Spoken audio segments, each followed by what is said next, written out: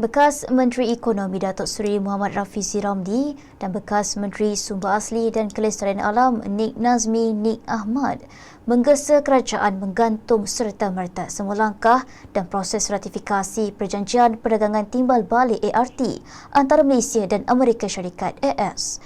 Ia susulan keputusan Mahkamah Agung Amerika Syarikat yang memutuskan tarif dikenakan Presiden Donald Trump sebagai tidak sah dan bercanggah dengan perlembagaan negara itu.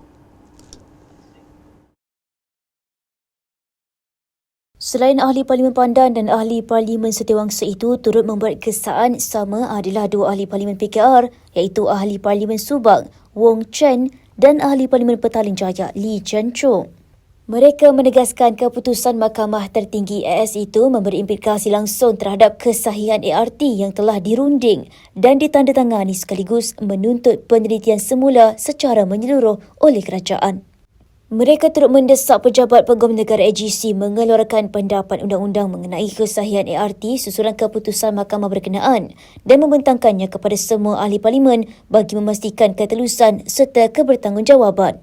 Ahli Parlimen terbabit mahu kerajaan menjelaskan implikasi kos dan manfaat susulan pengumuman tarif global baru sebanyak 15% oleh Trump yang hanya berkuat kuasa selama 150 hari dan berkemungkinan tertakluk kepada cabaran undang-undang lanjut di Mahkamah Agung Amerika Syarikat. Keempat-empat wakil rakyat itu juga menuntut penjelasan mengenai potensi pemulangan semula tarif berjumlah berbilion dolar serta jaminan bahawa pengeksport Malaysia yang telah menanggung bayaran berkaitan turut menerima pemulangan sewajarnya.